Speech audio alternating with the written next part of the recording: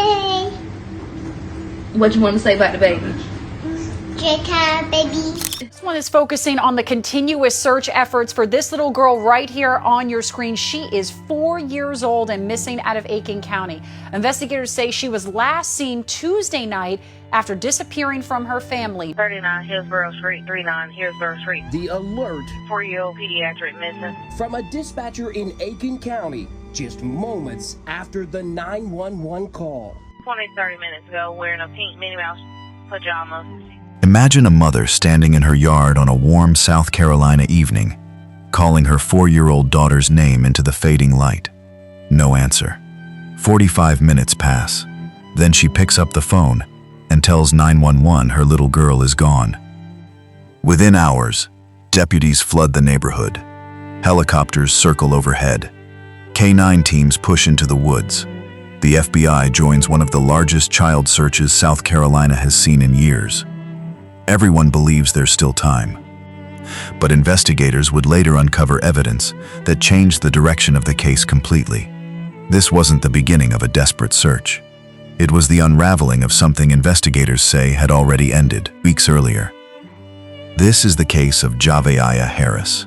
4 years old, loved Minnie Mouse, loved chasing chickens around her family's yard, and never learned to fear strangers because no one had ever given her a reason to. This episode covers the death of a young child. We tell it with respect for Javeayah, her loved ones, and the facts established by the investigation. Viewer discretion is advised.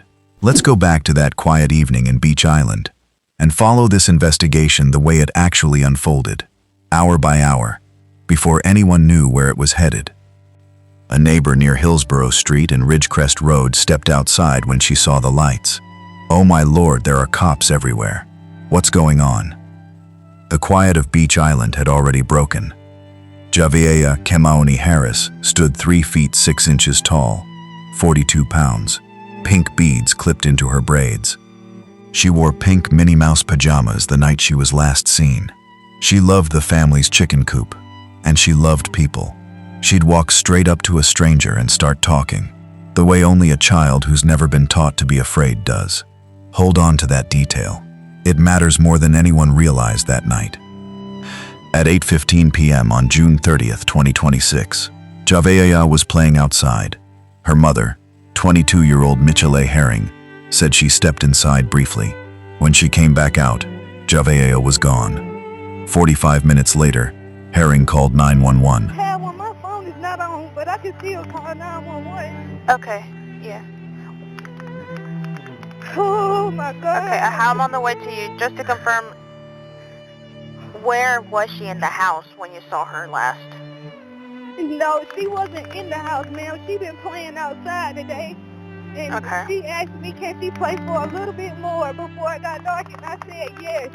And I literally, her bath water is in the tub, ran, and dinner is cooking, and I came out here to get her, and I can't even find her.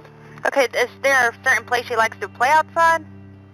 Usually in the chicken coop, and that's usually where I find her every day. And I just looked in here, and she's not in here.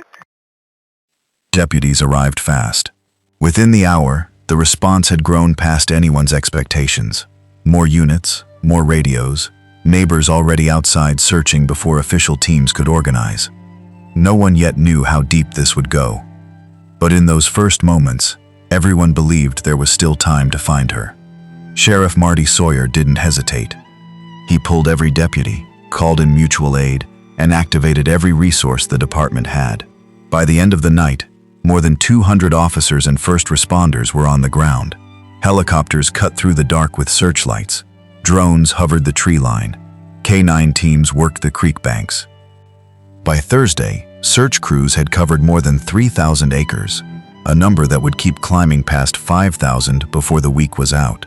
Roadblocks went up on every road in and out of the neighborhood, staying in place late into the evening, before finally coming down around 7 o'clock at night, only to go back up again the next morning. Door-to-door teams asked the same question at every house along Hillsborough and Ridgecrest. Have you seen her? At a press briefing partway through the search, Sheriff Sawyer addressed a question that had been circulating online. Why hadn't an Amber Alert gone out for a missing 4-year-old? Officials explained that the case at that point didn't meet the technical criteria required to trigger one, but that the South Carolina Law Enforcement Division remained ready to issue one the moment new information met the threshold. It's a detail that frustrated a lot of people watching from outside the investigation, and one worth understanding. An Amber Alert isn't just a button someone chooses not to press.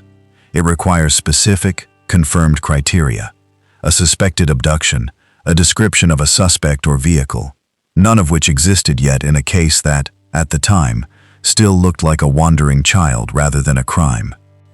Investigators also had to walk back an early detail that had spread quickly through local coverage: a claim that Javeayah was nonverbal or on the autism spectrum. Officials clarified that this was inaccurate. Her parents described her, at the time, as smart, talkative, and friendly. It's a small correction, but it mattered. A nonverbal child lost in the woods is one kind of tragedy. A talkative 4-year-old who knows how to ask an adult for help is a very different profile for searchers to work with. And it shaped, for a while, how hopeful people allowed themselves to be. Then something remarkable happened. Bethel Baptist Church, around the corner from the Harris home, opened its doors. Bethel Baptist Church has opened its doors to help keep those search teams going. Actually, I got a phone call this morning at 1:30 and said, hey, can you come and open up for us so we can have a restroom and a cool place to hang out and those kind of things, and a coffee pot. And so we came and did that for them. Pastor Stan Adams arrived at 1:30 a.m., expecting to unlock the restrooms and hand out water. Instead, the church became the command center: coffee, sandwiches, a place to regroup, and its own 4th of July plans were quietly set aside. On the Friday morning before the search wound down in the neighborhood, investigators and volunteers gathered outside the church and prayed together before heading back out at 11:15. An orange sign near the church road read simply, "Emergency scene ahead." A short distance away, at a convenience store along Pipeline Road, an employee named Rita Andrews told a local news crew that she used to see Javeayah and her family come through regularly. It's the kind of detail that means nothing on its own, and everything in hindsight.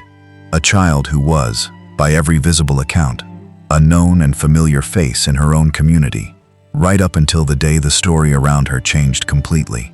Neighbors who'd never met the family were walking the woods calling Javeayah's name. Digital billboards around the county started carrying her photo and case information within days. The kind of visibility push that usually only ramps up this fast when a case is getting national attention, which by midweek, this one was. For the first 48 hours, hope stayed loud. Officials asked people to check sheds and crawl spaces, anywhere a small child could get stuck. They shared her photo everywhere, the pink beads, the trusting smile. But behind the scenes, quiet conversations were already happening. Some details weren't adding up. The largest search this county had ever run was just getting started. It was about to reveal a truth no one wanted to face. At the center of it were two people living their own private storm. Michelle Herring, 9 months pregnant, told deputies Javeayah had been playing near the coop and simply vanished while she was inside. Her partner, 23-year-old Jo Maria Harris, was out running errands. The laundromat, the store, about 90 minutes total. When he turned onto Hillsborough and saw the lights, his first thought wasn't that Javeayah was missing. He thought something had happened to Michelle. That wasn't the news waiting for him. By the time he got home, family had already searched the yard and the coop themselves before the first deputy arrived. This was personal before it was official. Michelle, due to deliver any day, tried to hold herself together through the questions. Investigators would later need her account of that evening more than once, cross-checking small details against the timeline being built from radio logs, neighbor statements, and the initial 911 call itself. The whole block felt the weight of it.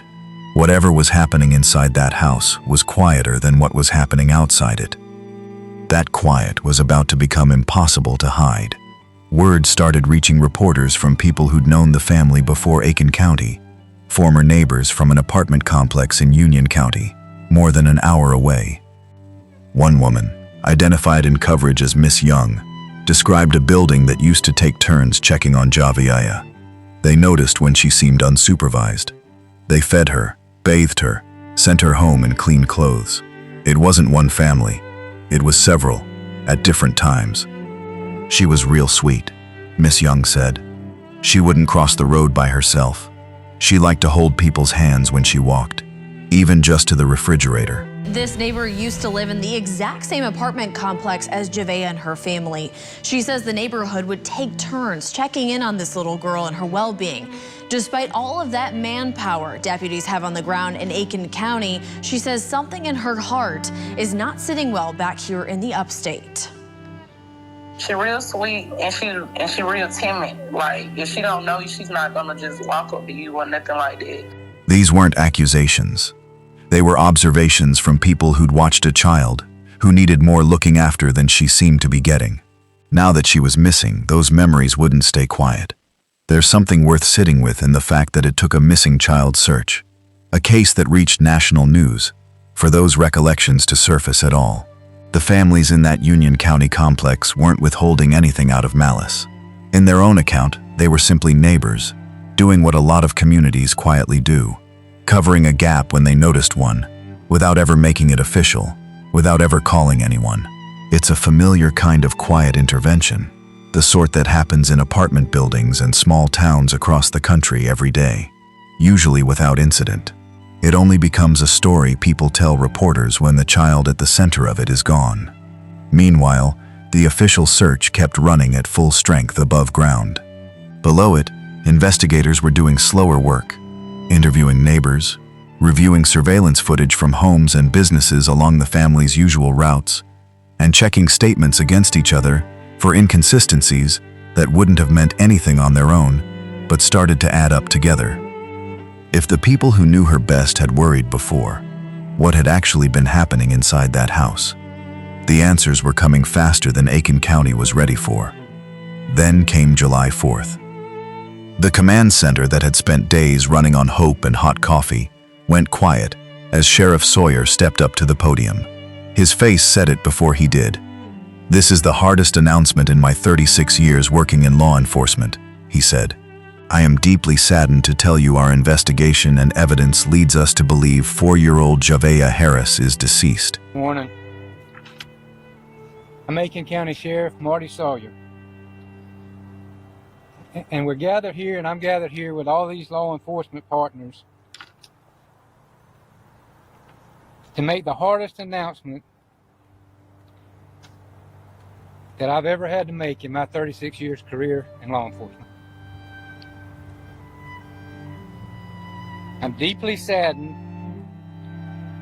to tell you that our investigation and evidence leads us to believe that 4-year-old Javeayah Harris is deceased. Not missing, not lost, deceased. It's the outcome that we all feared, and sadly, it's the outcome that we must face. We'll have to face it together as a community. It is the outcome that we all feared, he continued. And sadly, it is now what we face, and we will face it together as a community.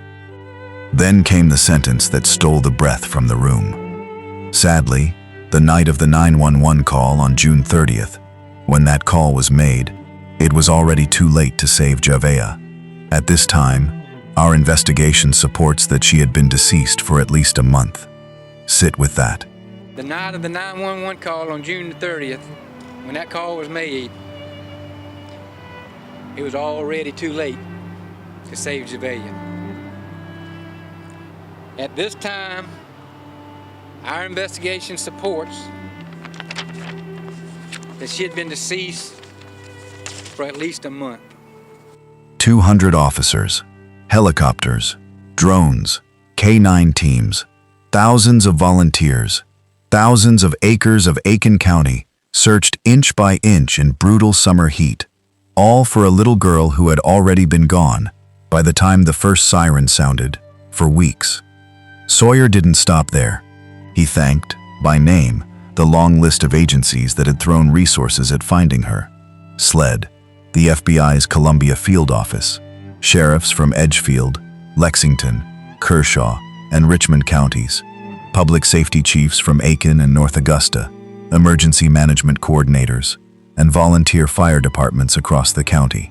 It was a small, unusual moment in the middle of devastating news.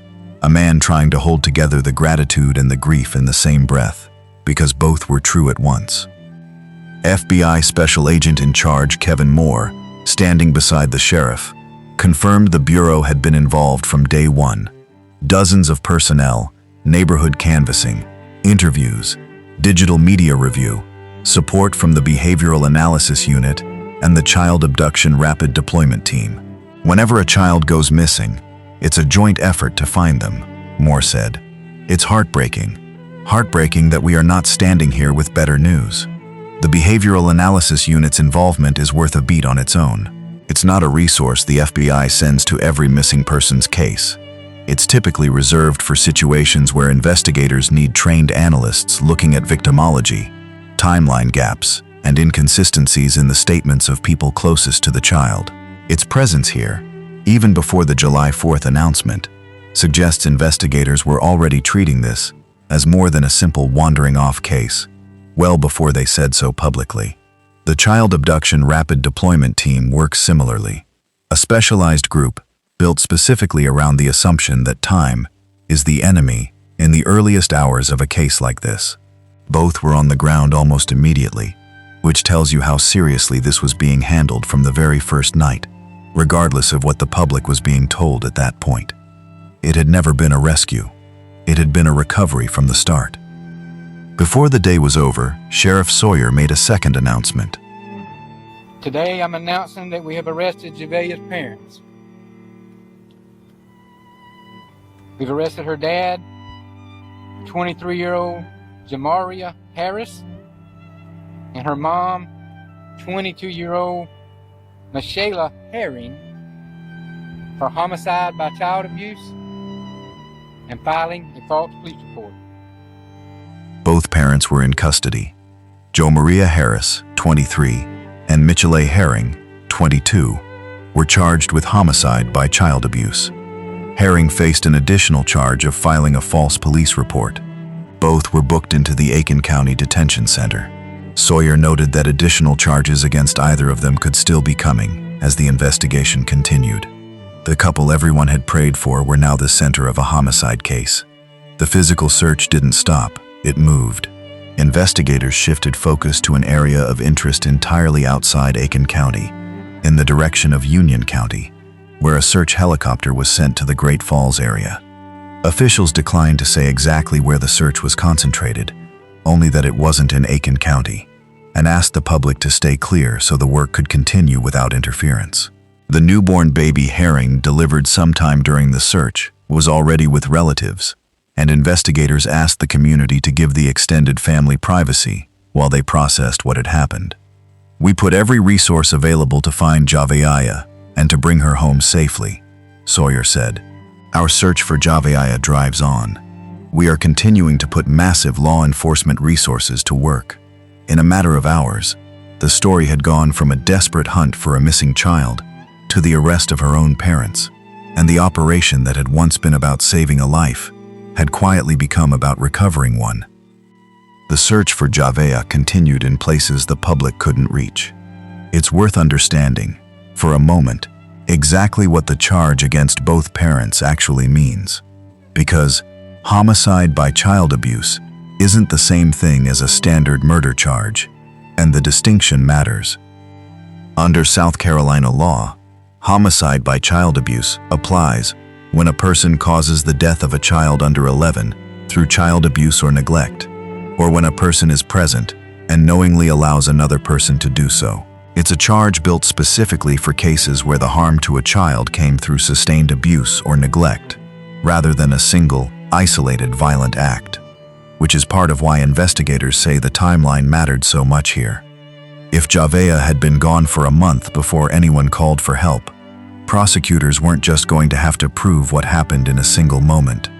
They were going to have to reconstruct weeks investigators say no one outside that house was allowed to see.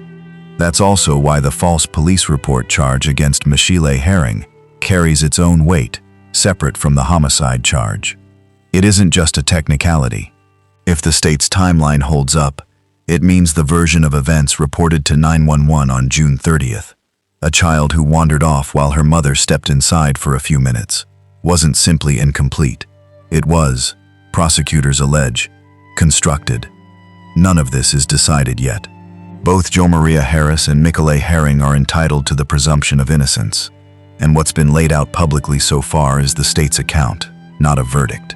Bond hearings, additional charges, and ultimately a trial still lie ahead, and Sheriff Sawyer himself was careful to say more charges could still be filed as evidence continues to come in. The investigation the public saw, helicopters, drones, thousands of acres, was only ever the visible half of it. The other half, the one that actually built this case, happened in interview rooms and on hard drives, weeks before any of it reached a podium. It's worth pausing here on what actually happened in the days between June 30th and July 4th, because it says something about how a community responds before it has any reason to doubt itself. More than 200 people didn't search for Javeayah because they'd been told a specific, corroborated story. They searched because a 4-year-old girl was reported missing, and in a small community, that's reason enough. A pastor didn't cancel his church's 4th of July plans because he'd verified anyone's account of that evening. He did it because there was a child out there, and a building with air conditioning, coffee, and open doors. None of that generosity was wasted, even though the outcome wasn't what anyone hoped for. It's a strange thing to sit with, that the very best of a community, and the very worst of what can happen inside a single home, can exist in the same week, sometimes even in the same square mile. Think about the sheer physical scale of it too. 200 people is a small town's entire working population. 5,000 acres is bigger than some municipalities. Helicopters aren't cheap to fly for days on end, and neither is the overtime for dozens of deputies pulled from 4 or 5 different counties. None of that happens on autopilot. Someone has to keep deciding, hour after hour, that this child is worth all of it. And for 4 straight days, an entire region kept making that decision, over and over, without ever once being told it might already be too late. That's what makes Sheriff Sawyer's July 4th announcement land the way it does. It isn't just sad news.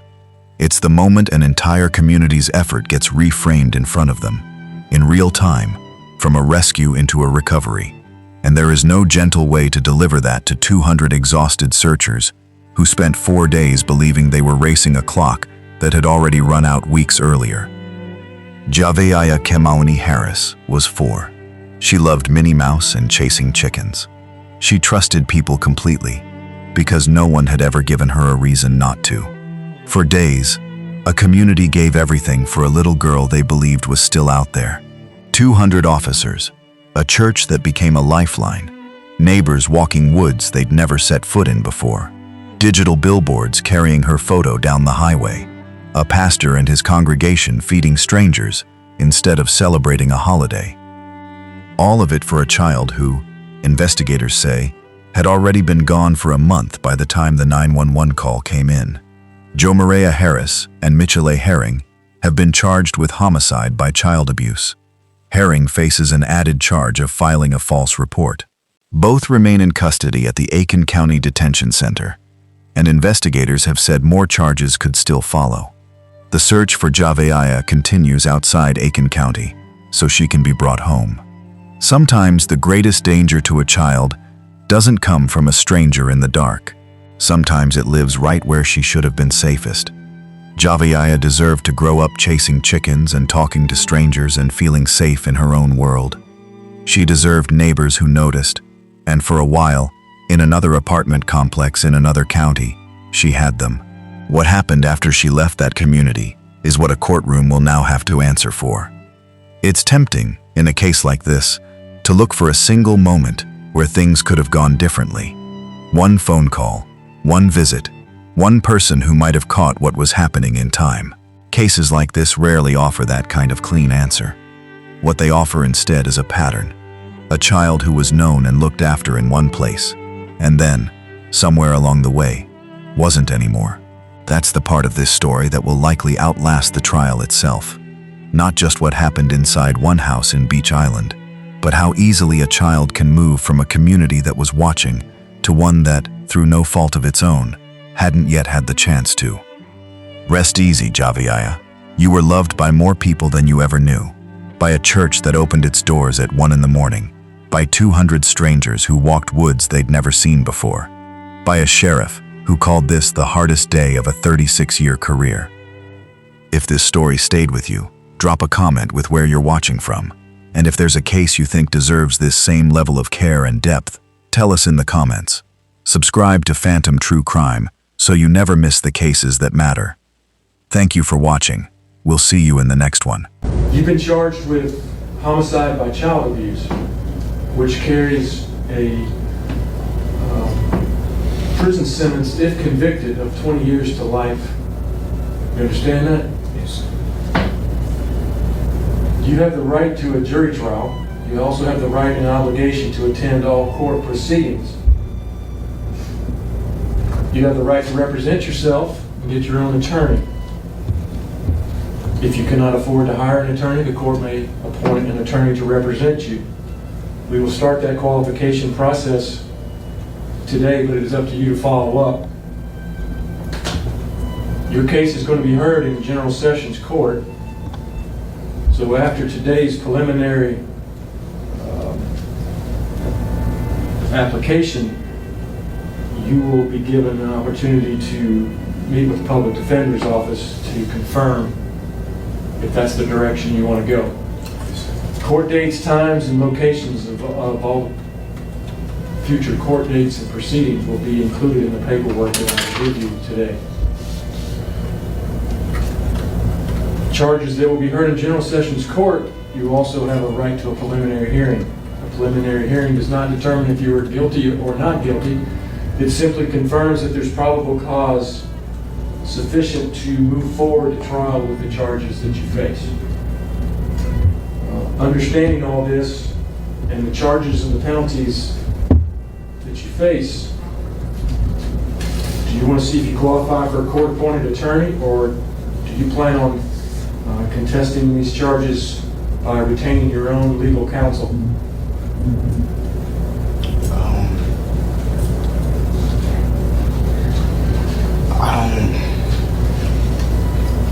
I don't have an attorney or a lawyer yet, but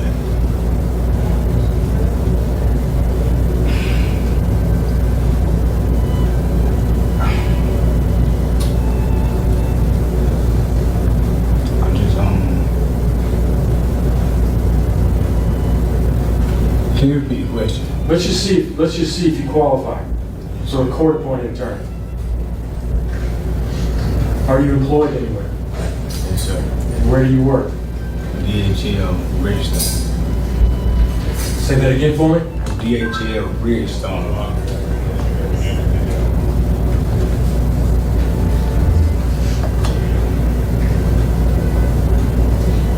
And do you get paid weekly, bi-weekly, or monthly? Weekly. And what do you, on average, bring home every week? It was my first check. I haven't seen it. So you don't know? Yes, sir. All right, besides you, how many of us live in the household with you? Just me, my girlfriend, and my child. Okay, does she contribute to the financial status of the house as well? Yes, sir. Okay.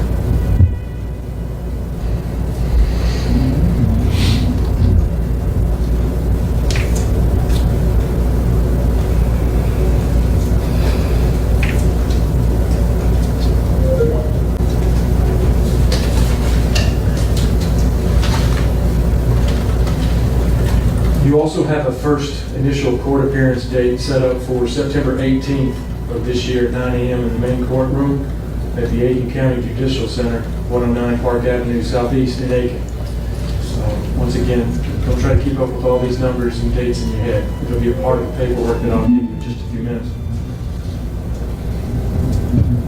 Remember that you also have a a right to request a preliminary hearing, and there's paperwork included as well. That you've got 10 days to submit that paperwork, and that 10 days starts today. Now, with regards to the charge, bond, you're here to have a bond set, but this court does not have the authority or the jurisdiction to set a bond for a sentence of a crime that could get you life in prison. So today's bond is being denied, and it's also being transferred to the circuit court, where a circuit court judge will hear this case within the next 30 days, and the circuit court judge will set the bond for the charge. But for now, there is no bond. All right? And I do not qualify you at this point for a court-appointed attorney. So it would be my advice to you to seek legal counsel to represent you as you move forward. All right? Best of luck to you. We're adjourned. With Victim Services, we are asking that he complies with DSS requirements. Yes. Thank you, Victim Services. I appreciate that. You comply with DSS's requirements. All right. That's a condition of the bond. Yes. All right. Very good. Thank you.